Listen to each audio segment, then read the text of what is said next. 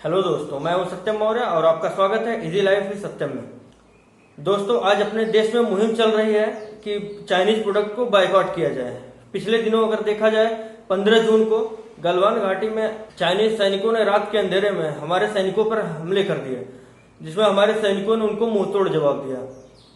और इस घटना में हमारे 20 सैनिकों ने वीर गति को प्राप्त हुए। इसके बाद से पूरे देश में एक आक्रोश हो गया कि हमें चाइनीज प्रोडक्ट को बायकॉट करना है। लोगों ने अपने मोबाइल तोड़े, लोगों ने अपने टीवी तोड़े, लेकिन मुझे लगता है ये सोल्यूशन नहीं है, क्योंकि जिस चीज को हमने खरीद लिया, प्रोडक्ट खरीद लिया, उसे तोड़ने का कोई मतलब नहीं है, क्योंकि जिसका फायदा होना है उसका तो फायदा हो चुका। हम तोड़ के अपना खुद का नुकसान करें तो हमें ऐसे स्ट्रेटजी बनानी पड़ेगी, हमें चौतरफा दबाव चाइना पर बनाना पड़ेगा कि जिससे हम उनके प्रोडक्ट को न खरीदें, न यूज करें, जिससे वो उनकी कंपनियों को नुकसान हो, उनकी इंडस्ट्रीज को नुकसान हो और चाइना को कमजोर किया जा सके। अगर ऐसे ही चाइना ने डंपिंग और सब चीजें बढ़ाती रही तो पूरे विश्व के लिए, सबके लिए खतरा हो जाएगा, क्योंकि चाइना ने सभी कंट्रीज में अपने प्रोडक्ट फैला रखे हैं। जहां भी, जिस भी कंट्री में आप जाइए, maximum product made in China आपको मिलने वाले हैं। चाइना ने क्यों हुआ? चाइना ने डंपिंग क्या है दोस्तों? डंपिंग स्ट्रेटजी की बात अगर करें तो चाइना का एक स्ट्रेटजी ऐसा है कि अगर किसी देश में, मान लीजिए अपने देश में, अगर कोई प्रोडक्ट हमें 100 रुपए में मिल रहा है, अगर कोई टॉयज हमें 100 रुपए में मिल रहा है, तो चाइना सेम प्रोडक्ट को कॉपी करके, कॉस्ट कटिंग करके उसको कोशिश करेगा कि 80 रुपए में अपने देश में तैयार कराया जाए। अपने देश में 80 रुपए में तैयार करा के और फिर हमारे देश में उसे ला के उसी 80 रुपए में बेचें, जिससे हमारी जो Indian company, Indian toys factories हैं, उन्हें नुकसान हो, उनके बिजनेस को लॉस हो। जिसके ऐसा अगर 2-3 साल चलेगा तो उन्हें लगता है कि हमारा टॉयज की इंडस्ट्रीज बंद हो जाएगी, जिससे वो मोनोपोली क्रिएट कर देंगे कि सिर्फ वही इस इंडस्ट्री में है और उन्हें क्वालिटी से कोई मतलब नहीं होता। आपको मालूम ही होगा कि चाइनीज प्रोडक्ट की क्वालिटी क्या होती है। उन्हें कॉस्ट कटिंग से मतलब होता है कितने सस्ते में कोई प्रोडक्ट हम लॉन्च कर दें। उनकी डंपिंग स्ट्रेटजी को अगर देखा जाए तो बहुत डर्टी पॉलिटिक्स भी उसमें घुसी है। तो बात करते हैं कि इलेक्ट्रॉनिक्स इंडस्ट्रीज में कितने परसेंट हिस्सेदारी है चाइनीज कंपनियों की। तो दोस्तों, मोबाइल की अगर बात करें तो 74% और टीवी की बात करें तो 50% मार्केट में हिस्सेदारी है। वहीं मेडिकल फार्मा एपीआई की बात करें तो 70% एरिया में चाइनीज कंपनियों ने हिस्सा जमा रखा है। और सोलर उपकरण की बात करें तो उसमें करीब 90% एरिया में चाइनीज कंपनियों ने अपना कब्जा जमा रखा है। तो दोस्तों, चाइनीज प्रोडक्ट को बायकॉट करना बहुत ही जरूरी है, लेकिन यह लंबी लड़ाई चलेगी, लंबी लड़ाई है, क्योंकि हमें हर तरफ से स्ट्रेटेजिक वार करना होगा चाइना पे, जिससे चाइना कमजोर हो। दोस्तों, चाइना हर चीज एक्सपोर्ट करना चाहता है, लेकिन वो खुद की कंट्री में इंपोर्ट नहीं होने देना चाहता। वो खुद की कंपनी में दूसरे कंट्री के प्रोडक्ट को नहीं ले आना चाहता है। इसका सबसे सिंपल आसान उदाहरण है, आप यूट्यूब प्लेटफॉर्म को देख लीजिए, फेसबुक प्लेटफॉर्म को देख लीजिए, गूगल को देख लीजिए और अमेजन जैसी कंपनियों को देख लीजिए। इन्होंने क्या किया? इन कंपनियों के सारे कॉन्सेप्ट, सारे ट्रिक्स को चुरा के, इनके डेटा को चुरा के, इनके कॉन्सेप्ट को चुरा के, इनके बिजनेस मॉडल को चुरा के अपने देश में खुद इन्होंने इसकी कॉपी करके अपने खुद के नाम से इन्होंने प्रोडक्ट तैयार किया। यूट्यूब को देखा जाए तो यूकू नाम से उन्होंने लॉन्च किया, अमेजन को देखा जाए तो अलीबाबा नाम से लॉन्च किया, अगर गूगल को देखा जाए तो बाइडू प्लेटफॉर्म बना के लॉन्च किया, फेसबुक को वाइबो।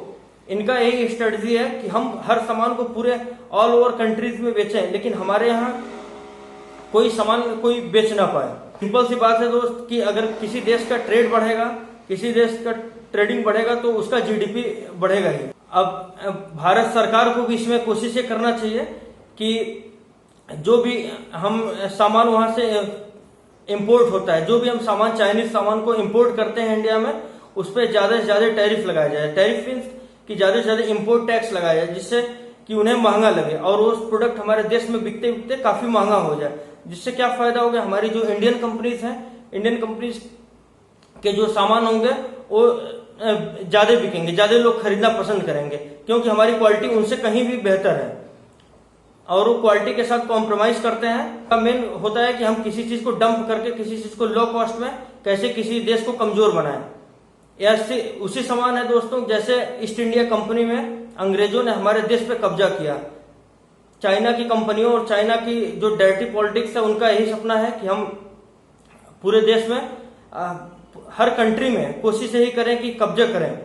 दोस्तों, चाइना की अगर एक डर्टी पॉलिटिक्स से देखा जाए कि चाइना में मीडिया फ्री नहीं है, कोई फ्री नहीं है, आप फ्रीली आवाज नहीं उठा सकते हैं।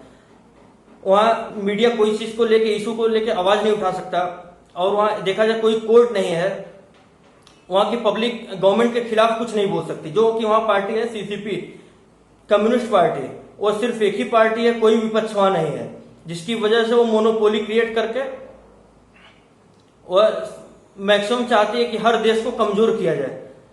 इसका एक बुरा परिणाम ये रहा कि कोरोना को उन्होंने दबाए रखा, और कोरोना बहुत बड़ी स्टेज में जब फैलने लगा उसके बाद WHO के थ्रू मालूम हुआ। WHO को भी उन्होंने कोशिश यही किया कि बाहर तक न जाए नॉलेज, और किसी देश में ना हो, और देशों ने इसका काफी विरोध किया। लेकिन चाइना ये मानने को तैयार नहीं था कि उन्होंने छिपाया इस बात को। तो दोस्तों, इस तरह हमें कोशिश करना चाहिए कि चाइनीज प्रोडक्ट को कम से कम यूज करें। जो प्रोडक्ट हमने खरीद लिया है उसे फेंकने तोड़ने का कोई मतलब नहीं है, अकॉर्डिंग टू मी। अगर आप यही करना है तो हम फ्यूचर में कोशिश करें चाइनीज प्रोडक्ट को कम से कम यूज करें।